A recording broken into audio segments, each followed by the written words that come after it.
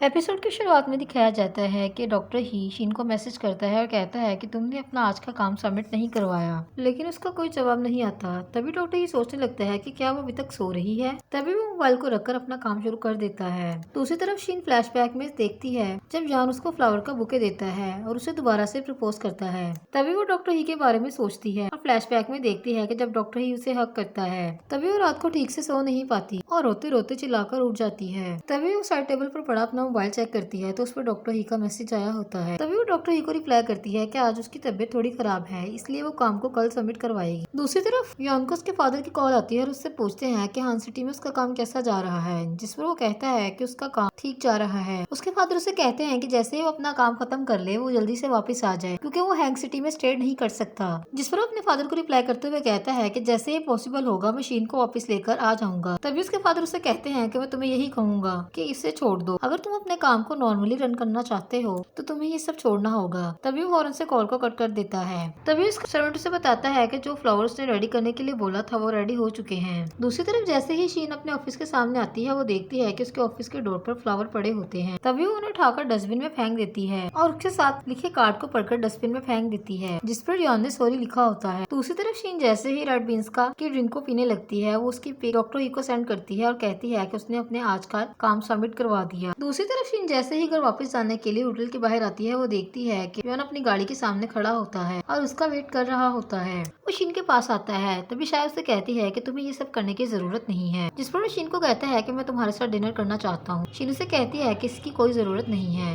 वो शीन को कहता है कि मैंने सुना कल तुम्हें पनिशमेंट मिली मेरी वजह से, जिसका जिम्मेदार मैं था, मैं ऐसा बिल्कुल नहीं चाहता था, ये मेरी गलती है। जिस पर शायद उसे कहती है कि तुम्हें अपोलोजाइज करने के लिए यही बहाना मिला था। तभी सब लोग आपस में शीन और जॉन के बारे में बात करते हैं और हंसने लगते हैं। तभी शीन उसे कहती है ठीक है मैं तुम्हारे साथ चलूंगी, जिस पर शाया उसे कहती है ऐसा मत करो। शीन शाया को कहती है कि तुम फिक्र मत करो। तभी वो उसके साथ जाने के लिए तैयार होती है। शीन जैसे ही गाड़ी में बैठती है उसके हाथ में ही की दी हुई पोटली होती है जिसे वो बार बार स्मेल करती है। यान उसे देखता है। वो दोनों चुपचाप गाड़ी में बैठे होते हैं। यान शीन को लेकर उसी जगह पर जाता है जहाँ वो लोग ग्रेजुएशन से पहले जाया करते थे। उससे पूछता है कि क्या तुम मेरे बाद इस जगह पर कभी भी आई, जिस पर शीन कहती है कि तुम मुझसे ये सवाल क्यों कर रहे हो, जिस पर वो कहता है कि ये जगह अच्छी है। शीन कहती है कि अब चीजें बदल चुकी हैं। तभी उन दोनों का खाना आ जाता है। यान शीन को कहता है कि क्या तुम्हें वो टाइम याद है जब हम दोनों फर्स्ट टाइम मिले थे, तब तुम सिर्फ 19 साल की थी और मैं 21 का था। तभी शीन फ्लैशबैक में देखती है जो मोमेंट उसने यान के साथ स्पेंड किए होते हैं। दूसरी तरफ यान को उसके डैड की कॉल आती है जिसे वो कट कर देते हैं। शीन उसे कहती है कि क्या तुम जवाब नहीं दोगे अपने डैड की कॉल का, जिस पर वो कहता है कि मुझे अभी इसकी जरूरत नहीं है। शीन उससे कहती है कि तुम मुझे पसंद नहीं करते। वो उससे कहती है कि तुम दोबारा मेरी जिंदगी में वापस क्यों आना चाहते हो, जिस पर उसे कहता है कि मैं तुमसे शादी करना चाहता हूँ। उससे कहता है कि मैं अपने डैड को समझा दूंगा, ये मेरा काम है। वो एक बिजनेसमैन है इसलिए वो चाहते हैं कि मैं किसी अमीर खानदान की लड़की से शादी करूँ, लेकिन मैं ऐसा नहीं चाहता। मैंने उनको कम्प्लीटली इग्नोर किया है और ये फैसला किया है कि मैं इंडिपेंडेंट हूँ। मेरी अपनी आवाज है और मेरी अपनी जिंदगी है जिसे मैं अपने हिसाब से बिताना चाहता हूँ। वो मेरी जिंदगी के फैसलों को डिसाइड नहीं करेंगे। जिस पर शीन उसे कहती है लेकिन मैं तुमसे शादी नहीं करना चाहती। जिस पर वो कहता है क्यों, जिस पर शीन कहती है मैं तुमसे शादी बिल्कुल नहीं करूंगी। जिस पर उसे कहता है मैं जानता हूँ कि तुम अभी भी मुझसे नाराज हो, लेकिन मैं तुम्हें ऑलरेडी एक्सप्लेनेशन दे चुका हूँ कि मैं काफी बिजी था। मैंने अपना काम स्टार्ट किया और उस पर फोकस किया।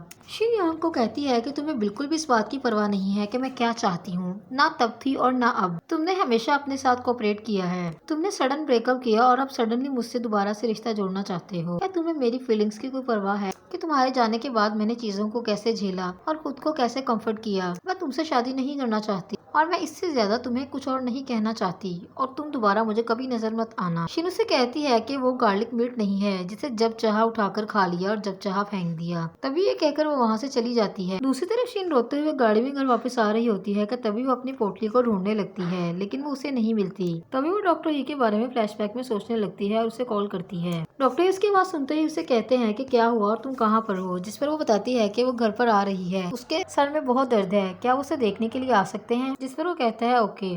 वो क्लिनिक पर उसका वेट करे। तभी वो डॉक्टर ही की क्लिनिक पर जाती है। दूसरी तरफ यान्हा उसका पीछा करता हुआ वहाँ पर चला जाता है और उसकी पोटली को उठाकर देखने लगता है, जो कि उसकी गाड़ी में गिर जाती है। दूसरी तरफ जैसे ही डॉक्टर ही शीन का चेकअप करता है, उससे कहता है कि तुम्हें अपने माइंड को रिलैक्स रखने की जरूरत है। उससे कहता है कि तुम्हारी हार्ट बीट डिस्टर्ब है। वो शीन से पूछता है कि क्या वो अपने एक्स बॉयफ्रेंड से मिलकर आई है, जिस पर शीन उसकी मुंह की तरफ देखती है। डॉक्टर इसे कहता है कि उसे कुछ मेडिसिन देता है जिससे वो आज रात सुकून से सो सके। दूसरी तरफ यान्हा डॉक्टर ही की क्लिनिक को विजिट करने लगता है। तभी सन उससे पूछती है कि क्या वो यहाँ पर मेडिसिन लेने के लिए आया है, तो वो क्लोजिंग कर रहे हैं, क्या उसे कुछ चाहिए। दूसरी तरफ डॉक्टर ही शीन का ट्रीटमेंट कर रहे होते हैं। तभी उसके रूम में यान्हा आ जाता है, जिसे देखते ही शीन घबरा जाती है। डॉक्टर इसे कहता है कि तुम रिलैक्स रहो और लेटी रहो। डॉक्टर ही फौरन से उठकर पर्दे को आगे करता है और उससे पूछता है कि क्या वो यहाँ पर किसी ट्रीटमेंट के लिए आया है। इस पर वो जवाब देता है कि वो यहाँ पर किसी ट्रीटमेंट के लिए नहीं आया, वो यहाँ पर शीन को देखने आया है। वो जैसे ही आगे बढ़ने लगता है, डॉक्टर ही उसे रोकते हुए कहते हैं कि अभी वो शीन से नहीं मिल सकता, उसे उसके लिए वेट करना होगा। जिस पर यानंग कहता है कि ठीक है, वो वेट करेगा और वो शीन को कहता है कि उसका बाहर वेट कर रहा है। दूसरी तरफ जैसे ही 15 मिनट्स ओवर होते हैं, डॉक्टर ही शीन को कहता है कि उसे टॉयलेट में जाने की जरूरत है, जिसमें उसे 20 मिनट का टाइम लग सकता है। तभी वो उसे इशारा करता है और उठकर फौरन से वहाँ से चली जाती है।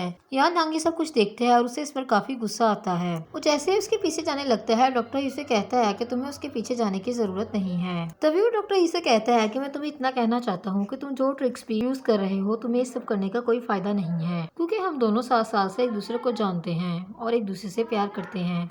ये सुनते ही डॉक्टर ही मुस्कुराने लगते हैं। वो कहता है कि हम दोनों जल्द शादी करने वाले हैं। दूसरी तरफ यानंग जैसे ही डॉक्टर ही से शीन के बारे में पूछता है, वो उसे कहता है कि वो तो यहाँ से जा चुकी है। तभी वो फौरन से बाहर जाता है और अपने ड्राइवर से पूछता है कि क्या तुमने शीन को जाते हुए देखा, जिस पर वो कहता है नहीं। दूसरी तरफ शीन क्लिनिक के बैक साइड पे ग्राउंड पर बैठी होती है। वो सीढ़ियों पर बैठी होती है। डॉक्टर ही जाकर फौरन से उसे उठाता है और उसे कहता है कि तुम्हें सर्दी लग जाएगी। फौरन से अपना कोट उतारता है और उसे पहना देता है, जिस पर उसे काफी अच्छा फील होता है। वो फौरन से रोते हुए उसे हक कर लेती है। डॉक्टर ही उसे समझाते हुए कहता है कि उसे डरने की जरूरत नहीं है, वो सिर्फ अपने करियर और अपने पेरेंट्स पर फोकस करे। दूसरी तरफ शीन जैसे ही घर वापस आती है, उसके फादर उससे पूछते हैं कि वो घर पर इतनी लेट क्यों आई है, जिस पर वो बताती है कि उसे आज ओवर टाइम करना था। उसकी माँ उससे पूछती है कि क्या उसे भूख लगी है, जिस पर वो कहती है कि उसे भूख नहीं है, वो शावर लेगी और सोने के लिए चली जाएगी। उसकी माँ उससे पूछती है कि तुमने ओवरनाइट काम क्यों किया, क्या कोई इवेंट होने वाला है, जिस पर वो कहती है नहीं। ये कहकर वो अपने रूम में चली जाती है। दूसरी तरफ होटल का ऑनर शीन को बुलाता है और उसे कहता है कि उसका और यानंग का क्या प्रॉब्लम है। उसे बताता है कि होटल में सारा स्टाफ और आने वाला हर गेस्ट उन दोनों की स्टोरी के बारे में जानना चाहता है और ये काफी इंसल्टिंग बात है। दूसरी तरफ ही का मैसेज आता है। वो शीन से कहता है कि वो घर वापस कैसे जाएगी, जिस पर वो कहती है कि वो अपने डैड को बोलकर आई थी कि वो काम के बाद उसे लेने आए। तभी डॉक्टर ही शीन को वीडियो कॉल करने लगता है। वो उससे पूछता है कि क्या वो कल रात आराम से सो पाई, जिस पर वो कहती है हाँ बिल्कुल।